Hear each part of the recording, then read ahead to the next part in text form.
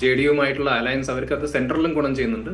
Bihar state ഇലക്ഷനിൽ അവർക്ക് ആവശ്യമാണ്. തീർച്ചയായിട്ടും ഈ ഒരു ഇലക്ഷനിൽ BJP-ക്ക് ഒരു അപ്പർ ഹാൻഡ് കിട്ടിയിട്ടുണ്ട്. പക്ഷെ എന്ന് കരുതിയിട്ട് പൂർണ്ണമായിട്ടും നിതീഷ് കുമാറിനെ മാറ്റി നിർത്താനോ അല്ലെങ്കിൽ അതിനപ്പുറത്തേക്ക് ചിന്തിക്കാനുള്ള ഒരു അവസ്ഥയിൽ BJP ആണെന്ന് എനിക്ക് തോന്നുന്നില്ല. അല്ല, അത് BJP-യുടെ ചരിത്രം അല്ലെങ്കിൽ BJP പഠിച്ച ഒന്നാണല്ലോ, നിതീഷിനെ മാറ്റി നിർത്തി വളരുക എന്നത് അത്ര എളുപ്പമല്ല എന്ന്. പക്ഷെ ആ ഒരു ഇന്നലകൾ മാറിയോ എന്നതാണ് എന്റെ സംശയം. ഒരു പക്ഷെ നാളെ ഈ ഒരു കാര്യത്തിൽ മാറ്റം വന്നേക്കാം. പക്ഷെ തീർച്ചയായിട്ടും നിതീഷ് കുമാറിന്റെ അവസാനത്തെ ഇലക്ഷൻ ആണെന്നാണ് ഞാൻ മനസ്സിലാക്കുന്നത്. അപ്പം ആ ഒരു സെന്റിമെന്റ് അവിടെ നിലനിൽക്കുന്നുണ്ട്. കാരണം അദ്ദേഹത്തിന്റെ ഒരു ഫെയർവെൽ ഇലക്ഷൻ പോലെയാണ് ബീഹാർ ഇതിനെ നോക്കിക്കാണുന്നത്. അപ്പൊ എന്തുകൊണ്ടും നിതീഷ് കുമാറിന് അതായത് 74 വയസ്സുണ്ട്, ഈ ഒരു ടൈം കഴിഞ്ഞാൽ 79 വയസ്സാകും. പിന്നെ ആരോഗ്യപരമായ കാരണങ്ങൾ കൊണ്ടൊക്കെ ഇനിയും മുന്നോട്ട് പോകാൻ പറ്റുമോ എന്നത് അല്ലേ? അതെ അതെ അതെ, പലപ്പോഴും അതാണ് ചൂണ്ടിക്കാണിച്ചുകൊണ്ടിരുന്നത് ഈ ഒരു ഇലക്ഷൻ ടൈമിൽ. മാത്രമല്ല അദ്ദേഹത്തിന്റെ ആരോഗ്യത്തിന്റെ കാര്യം പറഞ്ഞുകൊണ്ട് തന്നെയാണ് പ്രതിപക്ഷം എന്താ പറയാ തമാശ രീതിയിലാണെങ്കിൽ പോലും അദ്ദേഹത്തെ എന്താ പറയാ ഇനി ഒരു CM ഫേസ് ആവാൻ കൊള്ളില്ല എന്ന രീതിയിലൊക്കെ ആയിരുന്നു ക്യാമ്പയിൻസ്. അപ്പൊ അങ്ങനെ അത് തമാശയായിരുന്നില്ല, അവർ ഗൗരവത്തോടെയായിരുന്നു അങ്കിൾ വിളികൾ. ഞങ്ങളത് നേരത്തെ റിപ്പോർട്ട് ചെയ്തതാണ്. എത്രയോ തവണ അങ്കിൾ വിളിച്ചു, അങ്കിൾ എവിടെ എന്ന ചോദ്യം ഉയർന്നു വന്നു. അപ്പൊ അദ്ദേഹത്തിന്റെ ഒരു ഹെൽത്തിനെ ഉയർത്തിപ്പിടിച്ചുകൊണ്ടാണ് ഈ പറഞ്ഞ പോലെ പ്രതിപക്ഷം ക്യാമ്പയിൻ ചെയ്തതെങ്കിലും അവർക്ക് അതിനെ ഒരിക്കലും കൺവേർട്ട് ചെയ്യാൻ സാധിച്ചില്ല എന്നതാണ്. കാരണം ഇവിടുത്തെ ഏറ്റവും വലിയ പ്രശ്നമായി മാറിയത് മഹിളാ വോട്ടുകളാണ്. കാരണം സ്ത്രീകളുടെ വോട്ടിംഗ് ടേൺ ഔട്ട് പെർസെന്റേജ് നമ്മൾ നോക്കിക്കഴിഞ്ഞാൽ അത് ഇത്തവണ വളരെ ഹൈ ആയിരുന്നു. അപ്പൊ അവരാണ് ഇതിനെ ഏറ്റവും കൂടുതൽ നിയന്ത്രിച്ചത്. പിന്നെ നേരത്തെ പറഞ്ഞ പോലെ EBCs ആണ് ഇതിനെ നിയന്ത്രിച്ചത്. മാത്രമല്ല രാഹുൽ ഗാന്ധിയുടെ വോട്ട് ചോരി ക്യാമ്പയിൻ പൂർണ്ണമായും തകർന്നു പോയി. കാരണം ഈ ക്യാമ്പയിൻ ഇന്ന് പോലും ചർച്ചയിൽ നമ്മൾ സംസാരിച്ചൊരു കാര്യമാണ്. എന്താ പറഞ്ഞത്? അതായത് 8 വോട്ടർമാരിൽ 1 വോട്ടർ വ്യാജനാണെന്നാണ് പറഞ്ഞത്. അപ്പൊ അങ്ങനെയാണെങ്കിൽ കോൺഗ്രസ് പാർട്ടിയുടെ സ്വന്തം ഏജന്റുകൾ അവിടെ ബൂത്തിലിരിക്കുന്നില്ലേ, ബൂത്ത് ലെവൽ ഏജന്റില്ലേ? ഇവർക്ക് ഈ പറഞ്ഞ പോലെ ഈ ഇലക്ഷൻ സമയത്ത് മാത്രമാണോ ഇത് റെഡ് ഫ്ലാഗ് ആയിട്ട് കാണുന്നത്? ഈ ബ്രസീലിയൻ മോഡലിന്റെ കാര്യം പറഞ്ഞു. ഇത് ഒരു ഇൻക്ലൂസീവ് ആയിട്ടുള്ള ഒരു ഡെമോക്രാറ്റിക് പ്രോസസ് അല്ലേ? ഇതിൽ എല്ലാ രാഷ്ട്രീയ പാർട്ടികളും പങ്കെടുത്തുകൊണ്ട് എല്ലാവരും ഉൾക്കൊള്ളിച്ചുകൊണ്ടുള്ള ഒരു പ്രോസസ് അല്ലേ? അപ്പം പോളിംഗ് ബൂത്തിൽ BJP-ന്റെ ആളുകളും അല്ലെ തെരഞ്ഞെടുപ്പ് കമ്മീഷന്റെ ആളുകളും മാത്രമാണ് ഇരിക്കുന്നത്. അവിടെ കോൺഗ്രസിന്റെ ആൾക്കാരില്ലേ? അപ്പം ഈ ഇലക്ഷൻ റോൾ ഒരു ഡ്രാഫ്റ്റായി പബ്ലിഷ് ചെയ്യുന്നുണ്ടല്ലോ. അപ്പൊ അത് കോൺഗ്രസിന് കിട്ടുന്നില്ല ആ കോപ്പി. മാത്രമല്ല രാഹുൽ ഗാന്ധി ഇവിടെ നടത്തുന്ന കാര്യം എല്ലാവർക്കും മനസ്സിലായി കഴിഞ്ഞു. ഇതൊരു എന്താ പറയുക ഒരു ക്യാമ്പയിൻ മാത്രമാണ്. കാരണം ഇതിന്റെ എവിഡൻസ് ചോദിച്ചു കഴിഞ്ഞാൽ രാഹുൽ ഗാന്ധി എവിടെയും പോവില്ല. ഇവിടെ ഇപ്പൊ ബാംഗ്ലൂരൊക്കെ വന്നിട്ട് രാഹുൽ ഗാന്ധി ഫ്രീഡം പാർക്കിൽ ക്യാമ്പയിൻ നടത്തുന്നു. അവിടുന്ന് 250 മീറ്റർ അകലെയാണ് ഇലക്ഷൻ കമ്മീഷന്റെ ഓഫീസ്, അങ്ങോട്ട് പോവില്ല. അപ്പം രാഹുൽ ഗാന്ധി നടത്തിക്കൊണ്ടിരുന്ന ക്യാമ്പയിൻസ് ഒക്കെ പരാജയപ്പെടുകയായിരുന്നു ഇവിടെ. കാരണം അതിൽ പ്രസക്തിയില്ല. കാരണം ഇപ്പൊ ഇതിന്റെ ടെക്നിക്കാലിറ്റീസ് പരിശോധിച്ച് നോക്കിയാൽ പലപ്പോഴും ഈ വോട്ട് എൻട്രി ചെയ്യുന്ന സമയത്ത് ചില ഫീൽഡുകൾ ഉണ്ടാവും, അത് മാൻഡേറ്ററി ആയിരിക്കും. പക്ഷെ ആ സമയത്ത് അതിന്റെ ഇൻഫർമേഷൻ ഇല്ലെങ്കിൽ അത് ബ്ലാങ്ക് ആക്കിയിടും, അല്ല അവിടെ ഒരു പ്ലേസ് ഹോൾഡർ വെക്കും. ഇപ്പൊ അച്ഛന്റെ പേര് ABCD എന്നൊക്കെ പറയുന്നുണ്ടല്ലോ അവര്. അപ്പൊ ABCD അടിച്ചിട്ട് അവർ പ്ലേസ് ഹോൾഡറായി വെക്കുന്നതാണ്. അപ്പൊ രാഹുൽ ഗാന്ധിയുടെ കയ്യിലിരിക്കുന്ന ഡാറ്റ ഏത് സ്റ്റേജിലുള്ള ഡാറ്റ എന്ന് പോലും രാഹുൽ ഗാന്ധിക്ക് പറയാൻ പറ്റാത്തൊരവസ്ഥയാണ്. ഏതോ ഒരു സ്റ്റേജിലെ ഡാറ്റ എടുത്തുകൊണ്ട് എന്റെ കയ്യിൽ ഇതാ കുറെ ഡാറ്റ കിടക്കുന്നുണ്ട്, ഇതിൽ ബ്രസീലിയൻ മോഡൽ ഉണ്ട്, ഇതിൽ അച്ഛന്റെ പേര് ABCD, അമ്മയുടെ പേര് എന്താ പറയാ XYZ എന്നൊക്കെയാണെന്ന് പറഞ്ഞു കഴിഞ്ഞാൽ അത് ഏത് സ്റ്റേജിലുള്ള ഡാറ്റ എന്ന് വെരിഫൈ ചെയ്യണം. കാരണം പലപ്പോഴും ഡാറ്റ എൻ്റർ ചെയ്യുമ്പോൾ അതിൽ പ്ലേസ് ഹോൾഡേഴ്സ് വെക്കുന്നത് സാധാരണ കാര്യമാണ്. അതിനെയാണ് ആ ഒരു ലൂപ്പ് ഹോൾ കണ്ടെത്തിയിട്ട് അതിനെയാണ് ഇവിടെ ആളുകളെ പറ്റിക്കാൻ വേണ്ടിയിട്ട് ഉപയോഗിച്ചത്. പക്ഷെ അത് ചീറ്റിപ്പോയി, വളരെ വലിയ രീതിയിൽ ചീറ്റിപ്പോയി. അപ്പൊ അത് നമുക്ക് ഈ ഒരു ബീഹാർ ഇലക്ഷനിലാണ് നമുക്കത് കാണാൻ കഴിഞ്ഞത്. മാത്രമല്ല ഈ മുസ്ലിം യാദവ് വോട്ട് ബേസിനെ അവർക്ക് കൺസോളിഡേറ്റ് ചെയ്യാൻ തീരെ സാധിച്ചില്ല. അവിടേക്കാണ് ഒവൈസിയുടെ ക്യാമ്പയിൻ എഫക്റ്റീവ് ആയിട്ട് വന്നത്.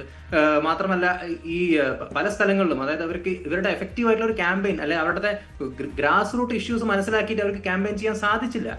ഈ ജോബ് പ്രോമിസിന്റെ കാര്യങ്ങൾ പറയുന്നു, പക്ഷെ യൂത്തിനെ കൺവിൻസ് ചെയ്യാൻ സാധിച്ചില്ല.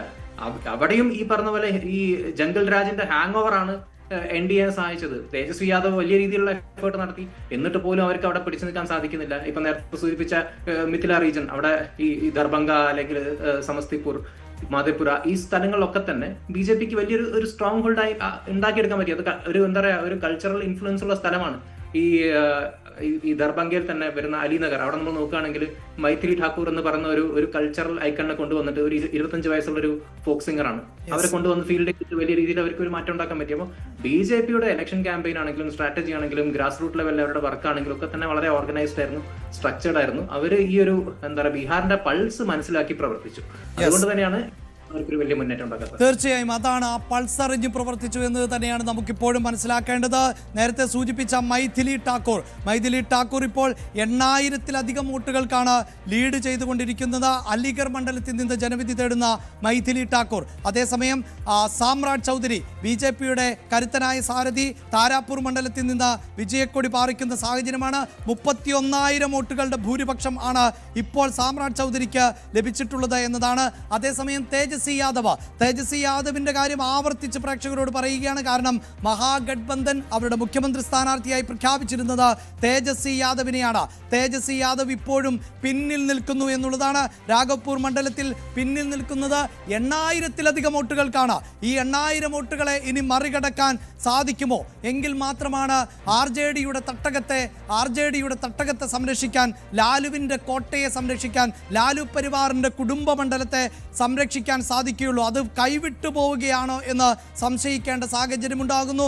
തേജസ്വി യാദവിനെ പോലും വിശ്വാസത്തിലെടുക്കാൻ ബീഹാറിലെ ജനതയ്ക്ക് സാധിക്കുന്നില്ല എന്ന് വേണം നമുക്ക് ഈ ഘട്ടത്തിൽ മനസ്സിലാക്കാൻ. നേരത്തെ സൂചിപ്പിച്ച ചില റീജൻ, അതിൽ തന്നെ ഏറ്റവും ഒടുവിൽ നമ്മൾ മിഥുൻ പറഞ്ഞു വെച്ചത് മിഥുല ആണ്. മിഥുല എന്നത് ചരിത്രപരമായി ഏറെ പ്രാധാന്യമുള്ളതാണ്. ഒരു പക്ഷേ രാമായണത്തിൽ പോലും പരാമർശിക്കപ്പെടുന്ന ഭാഗങ്ങളിൽ ഒന്നാണ് ഈ മിഥില എന്നത്. അത് കഴിഞ്ഞ ദിവസം നമ്മൾ സൂചിപ്പിച്ചതാണ്. ജനകപുത്രിയായ മൈഥിലിയെ, അതായത് സീതയെ, ഭൂമിപുത്രിയെ ജനക മഹാരാജാവിന് ലഭിച്ചു എന്ന് പറയപ്പെടുന്നത് ഈ മിഥിലയിൽ നിന്നാണ്. പക്ഷേ അതൊന്നൊരു സാമ്രാജ്യ രൂപത്തിലാണ്. ഇപ്പോൾ അത് നേപ്പാളിൻ്റെയൊക്കെ ഭാഗമാണ് എന്നൊക്കെ പറയുന്ന സാഹചര്യം കൂടിയുണ്ട്. പക്ഷേ ആ ഭൂപ്രദേശത്തെയാണ് മിഥില ആയി കണക്കാക്കപ്പെടുന്നത്. മൈഥിലി എന്ന പേരെങ്ങനെ വന്നു എന്നൊക്കെ രേഖപ്പെടുത്തുന്ന സാഹചര്യമുണ്ട്. എന്തായാലും മിഥില എന്നത് ഇപ്പോഴും ബീഹാറിലെ വളരെ പ്രധാനപ്പെട്ട ഒരു റീജൻ കൂടിയാണ് എന്നത് നമുക്ക് എടുത്തു പറയേണ്ടതുണ്ട്. അങ്ങനെ പരിശോധിക്കുമ്പോൾ മിഥിലയുടെ പ്രത്യേകത എന്ത് എന്നതാണ് നമുക്ക് ഇനി നോക്കേണ്ടതായി വരുന്നത്. തീർച്ചയായും മിഥില എന്നത് NDA-യുടെ ഒപ്പം നിൽക്കുന്ന ഒരു ഭൂപ്രദേശം തന്നെയായിരുന്നു. പക്ഷേ അവിടെ ഏറ്റവും എടുത്തു പറയേണ്ടത് ഈ മിഥിലയിലെ കഴിഞ്ഞ കണക്കുകളാണ്. 2020-ലെ ഡേറ്റയിലേക്ക് നമ്മൾ പോകുമ്പോൾ അവിടെ NDA 24 സീറ്റുകളിൽ ആണ് മുന്നിട്ട് നിന്നത്. ഇന്ത്യ സഖ്യത്തിനാകട്ടെ 12 സീറ്റുകളിൽ മേൽക്കൈ നേടാൻ സാധിച്ചിരുന്നു. ഇങ്ങനെ മേൽക്കൈയുള്ള ഭൂപ്രദേശങ്ങളിലും സീറ്റ് നില മെച്ചപ്പെടുത്തുക എന്ന തന്ത്രമാണ് BJP-യും NDA-യും സ്വീകരിച്ചത് എന്ന് വേണം നമുക്ക് മനസ്സിലാക്കാൻ. 2020-ലെ കണക്കുകൾ 24-12 എന്നതാണെങ്കിൽ അത് 2025-ലേക്ക് എത്തുമ്പോൾ വലിയ മാറ്റത്തിലേക്ക് ആ സീറ്റ് നില ഉയർത്താൻ സാധിക്കുന്നു എന്നുള്ളതാണ്. 24 എന്നത് ഇപ്പോൾ 31 എന്ന നിലയിലേക്ക് ഉയർത്താൻ സാധിക്കുന്നു എന്നുള്ളതാണ്. ഇങ്ങനെയാണ് നമ്മൾ നേരത്തെ സൂചിപ്പിച്ചതുപോലെ BJP-യുടെ മിഷണറി സംവിധാനം എങ്ങനെ പ്രവർത്തിക്കുന്നു എന്നതിൻ്റെ ഏറ്റവും നല്ല ഉദാഹരണമായി നമുക്ക് ഈ മിഥിലയെ ചൂണ്ടിക്കാണിക്കാൻ സാധിക്കും. മിഥിലയുടെ പ്രത്യേകത എന്നത് ആമ്പൽപ്പാടങ്ങൾ നിറഞ്ഞ ഒരു ഭൂപ്രദേശം കൂടിയാണ് ഇവിടം എന്നതുള്ളതാണ്. ആ ആമ്പൽപ്പാടങ്ങളിൽ ഇപ്പോൾ താമര വിരിഞ്ഞിരിക്കുന്നു എന്നാണ് നമുക്ക് വളരെ കൃത്യമായി പറയാൻ സാധിക്കുന്നത്. മക്കാന കൃഷി എന്നത് ഏറ്റവും വ്യാപകമായി നടത്തുന്ന ഒരു ഭൂപ്രദേശം എന്നതാണ്. അതിപിന്നോക്ക വിഭാഗത്തിൽ വരുന്ന മല്ല വിഭാഗത്തിൽപ്പെട്ടവർ ആണ് ഈ മിഥില മേഖലയിൽ ഉള്ളത്. അവരുടെ പ്രധാന വരുമാന മാർഗം എന്നത് മക്കാന കൃഷി എന്നതാണ്. എടുത്തു പറയേണ്ടത് ലോകത്തിലെ മക്കാന ഉൽപാദനത്തിൻ്റെ 90% നടക്കുന്നത് ബീഹാറിലാണ്. അത് ഈ ഭൂപ്രദേശത്ത് ആണ് എന്നതാണ്. ഒന്നും രണ്ടുമല്ല, 10 ലക്ഷം കർഷകർ ആണ് മക്കാന കൃഷിയിൽ ഏർപ്പെട്ടുകൊണ്ടിരിക്കുന്നത്. അവർക്ക് വേണ്ടി മക്കാന ബോർഡ് രൂപീകരിക്കുന്നു. അതിന് കേന്ദ്രത്തിൻ്റെ സഹായം, സംസ്ഥാനത്തിൻ്റെ ഒപ്പം നിൽക്കൽ, അങ്ങനെ ഇരട്ട എഞ്ചിനുകൾ പ്രവർത്തിക്കുമ്പോൾ എങ്ങനെയാണ് കാർഷിക മേഖലയ്ക്ക് ഉണർവുണ്ടാകുന്നത്? മക്കാനയെ ഒരു ബ്രാൻഡാക്കി മാറ്റുക, അങ്ങനെ ലോകത്തിൻ്റെ വിവിധ മേഖലകളിലേക്ക് കയറ്റുമതി ചെയ്യുക. അങ്ങനെയുള്ള പോളിസികൾ നടപ്പിലാക്കുന്നു. അങ്ങനെ കൂടുതൽ ജനങ്ങളെ വിശ്വാസത്തിലെടുക്കുന്നു. അപ്പോഴും അവിടുത്തെ കർഷകർക്കൊരു പരാതിയുണ്ട്. അത് ഈ എക്സ്പോർട്ട് ചെയ്യുന്ന, കയറ്റി അയക്കുന്ന മക്കാനയുടെ വിലയും തങ്ങൾക്ക് ലഭിക്കുന്ന മക്കാനയുടെ പ്രതിഫലവും എന്നത് വളരെ തുച്ഛമാണ് എന്നുള്ളതാണ്. എന്ത് തന്നെയാണ് എങ്കിലും അവിടെ വേരുറപ്പിക്കാൻ ഏതാണ്ട് 2.6% എന്നതാണ് മല്ല വിഭാഗത്തിൻ്റെ ജനസംഖ്യ എന്നത്. ബീഹാറിലെ ജനസംഖ്യയിൽ 2.6%. ആ വോട്ടർമാരെ അടക്കം ഒപ്പം നിർത്തിക്കൊണ്ട് ഈ മേഖല അടക്കം പിടിച്ചെടുക്കാൻ അവർക്ക് സാധിക്കുന്നു, അല്ലെങ്കിൽ നിലനിർത്താൻ സാധിക്കുന്നു. അങ്ങനെ ഭഗൽപൂർ ആകട്ടെ, ഭോജ്പൂർ ആകട്ടെ, മഗധ് ആകട്ടെ, മിഥിലയാകട്ടെ, സീമാഞ്ചൽ ആകട്ടെ, സമസ്ത മേഖലകളിലും ഇപ്പോഴും കൃത്യമായി NDA-യുടെ തേരോട്ടം എന്ന് തന്നെയാണ് നമുക്ക് പറയാൻ സാധിക്കുക. ഒരു അശ്വമേധത്തിലെ കുതിരയെപ്പോലെ, പടക്കുതിരയെപ്പോലെ തന്നെയാണ് NDA മുന്നേറുന്നത്. ആ NDA-യുടെ ക്യാപ്റ്റനായ നിതീഷ് കുമാറിനെ തടുക്കാൻ ഇപ്പോഴും മഹാസഖ്യത്തിന് സാധിക്കുന്നില്ല. അവിടെ ഇരട്ട എഞ്ചിനുമായി മോദി എത്തുന്നു. ഇനി മോദി എന്നാണ് ബീഹാറിലേക്ക് രണ്ടാമതൊരു വരവ് വരുന്നത്? അത് NDA-യുടെ സത്യപ്രതിജ്ഞയ്ക്കാണ്. ആ സത്യപ്രതിജ്ഞ തീയതിയാണ് ഇനി അറിയേണ്ടത്. ആരൊക്കെയാകും മന്ത്രിമാർ എന്നാണ് അറിയേണ്ടത്.